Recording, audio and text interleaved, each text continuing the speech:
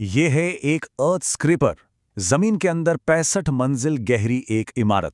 ये कोई आम स्काई स्क्रेपर नहीं है जो आसमान की तरफ जाता है, बल्कि ये जमीन को खोदकर नीचे पाताल की ओर बनाया जाता है। आप इसे ऐसा समझ सकते हैं जैसे किसी स्काई स्क्रेपर को उल्टा करके धरती के अंदर फिट कर दिया गया हो। पर सवाल यह है कि क्या बहुत जल्द ऐसे ही अर्थ स्क्रेपर्स हमारे घर बन सकते हैं? जरा इस नंबर को देखिए, 1 लाख रुपए प्रति स्क्वायर फुट। ये पेरिस में घर खरीदने की औसत कीमत है। और मजे की बात यह है कि उसी पेरिस में 26% फ्लैट्स खाली पड़े हैं, क्योंकि वो या तो बस इन्वेस्टमेंट के लिए खरीदे गए हैं या फिर छुट्टियों में इस्तेमाल होते हैं। इससे आप अंदाजा लगा सकते हैं कि शहरों में जगह की कितनी बड़ी किल्लत है। 105 स्क्वायर किलोमीटर के इस छोटे से शहर में प्रति किलोमीटर 20,000 लोग रहते हैं, और अच्छी खासी कमाई के बाद भी घर खरीदना एक सपना ही रह जाता है। और देखिए, ये समस्या सिर्फ पेरिस की नहीं है। अगर हम भारत की बात करें तो मुंबई में जो टॉप 5% कमाने वाले लोग हैं, उन्हें भी शहर में एक घर खरीदने के लिए अपनी पूरी कमाई 109 साल तक बचानी पड़ेगी।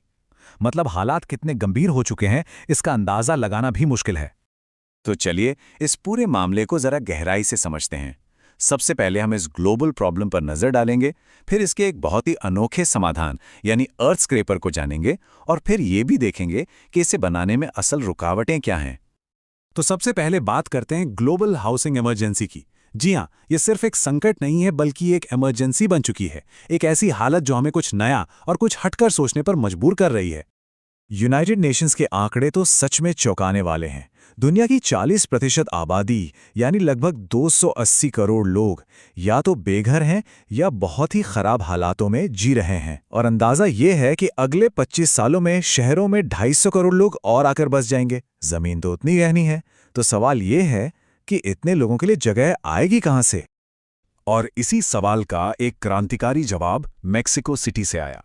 वहां के ऐतिहासिक ज़ोकालो स्क्वायर में 8 मंजिल से ऊंची इमारतें बनाने पर पाबंदी है। तो जगह की कमी की इसी समस्या ने एक नए समाधान को जन्म दिया, अर्थ स्क्रैपर। तो आखिर ये अर्थ स्क्रैपर है क्या? सोचिए, एक उल्टा पिरामिड जिसे जमीन के अंदर बनाया जाए। इसका मकसद है कि घने शहरों में जमीन के ऊपर का नजारा बिल्कुल न बदले, लेकिन जमीन के नीचे रहने और काम करने के लिए ढेर सारी नई जगह बन जाए।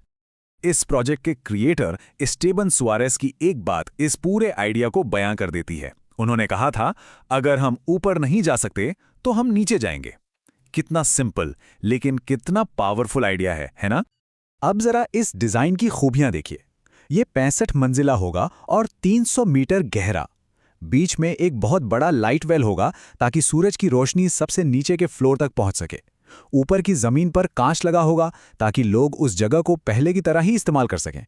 और खुदाई में जो भी ऐतिहासिक चीजें मिलेंगी उनके लिए एक म्यूजियम भी होगा। मतलब अपने आप में एक पूरा अंडरग्राउंड शहर। अब हो सकता है कि जमीन के नीचे रहना एक बहुत नया या कोई साई-फाई आइडिया लगे, पर ऐसा है नहीं। चलिए इतिहास और आज के कुछ उदाहरण देखते हैं जो बताते हैं कि इंसान हमेशा से जमीन के नीचे बस्तियां बनाता आया है।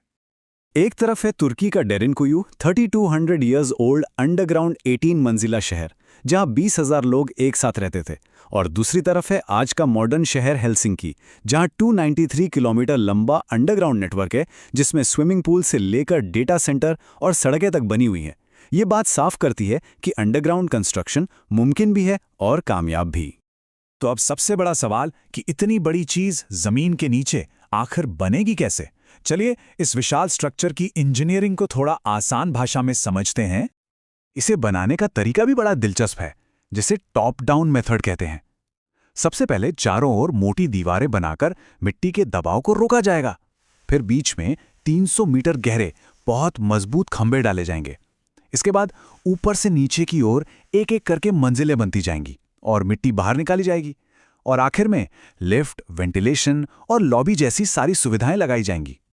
लेकिन मन में कुछ सवाल तो आते ही हैं, जैसे भूकंप का क्या होगा, अंधेरा, बाढ़ या आग लगने का खतरा। तो देखिए, इंजीनियर्स के पास इन सब के जवाब हैं। भूकंप आने पर यह ढांचा जमीन के साथ ही हिलेगा, जिससे नुकसान कम होगा। रोशनी के लिए सेंट्रल लाइट वेल और ऑप्टिकल फाइबर होंगे। बाढ़ से निपटने के लिए जापान में इस्तेमाल होने वाले पावरफुल पंप्स लगाए जाएंगे। और आग से सुरक्षा के लिए पूरी इमारत में फायर प्रूफ मटीरियल और इमरजेंसी लिफ्ट होंगी। यानी देखा जाए तो हर तकनीकी चुनौती का समाधान हमारे पास पहले से मौजूद है। तो अगर टेक्नोलॉजी कोई प्रॉब्लम है ही नहीं तो फिर ये प्रोजेक्ट रुका क्यों है? यहीं पर कहानी में एक ट्विस्ट है। असल वजह इंजीनियरिंग नहीं बल्कि कुछ और ही है। तो सवाल सीधा है, क्या हमारे पास आज इसे बनाने की तकनीक मौजूद है? जवाब है हाँ, बिल्कुल है। लेकिन असली समस्या वो है ही नहीं। असली रुकावटें तो इंसानी और सिस्टम से जुड़ी हैं। देखिए, सरकारें कोई रिस्क नहीं लेना चाहती। उन्हें डर है कि ऐतिहासिक जगह को लेकर जनता विरोध न कर दे, पुरानी कलाकृतियों को नुकसान न पहुंच जाए या फिर कहीं ये प्रोजेक्ट फेल ना हो जाए। वहीं दूसरी तरफ पैसे लगाने वाली कंपनियां भी डरी हुई हैं। उन्हें डर है कि कहीं प्रोजेक्ट का बजट न बढ़ जाए या लोग अंडरग्राउंड घरों में रहना पसंद न करें। तो ये एक तरह का मनोवैज्ञानिक और आर्थिक डेडलॉक है। लेकिन देखिए, हर बड़े और नए आइडिया का शुरू में विरोधी होता है। इतिहास गवाह है। टेलीफोन को बिना काम का खिलौना कहा गया था। पर्सनल कंप्यूटर को घरों के लिए बेकार माना गया था। जिन कंपनियों ने इंटरनेट की ताकत को नहीं समझा वो बाजार से ही बाहर हो गई। अर्थ स्क्रैपर भी आज एक ऐसा ही आइडिया है जो शायद अपने समय से थोड़ा आगे है। तो फिर इसका हल क्या है? हल है सोचने का तरीका बदलना, अपनी मुश्किलों को ही अपनी ताकत बना लेना, सतह से परे सोचना। फिनलैंड को देखिए, वहां की सख्त पथरीली जमीन खुदाई के लिए एक मुसीबत थी, पर उन्होंने उसे ही अपनी ताकत बनाया और एक विशाल अंडरग्राउंड शहर खड़ा कर दिया। या फिर जापान का उदाहरण लीजिए, वहां लगातार बाढ़ आती थी तो उन्होंने दुनिया का सबसे बड़ा अंडरग्राउंड वाटर डिस्चार्ज सिस्टम बना डाला। उन्होंने अपनी सबसे बड़ी समस्याओं को ही सबसे बड़े मौकों में बदल दिया। और ये हमें एक बहुत बड़े सवाल पे लाकर खड़ा कर देता है। दुनिया में ऐसी और कौन-कौन सी बड़ी समस्याएं हैं जिन्हें हल करने के लिए शायद हमें किसी नई तकनीक की नहीं बल्कि सिर्फ एक नए नजरिए की जरूरत है।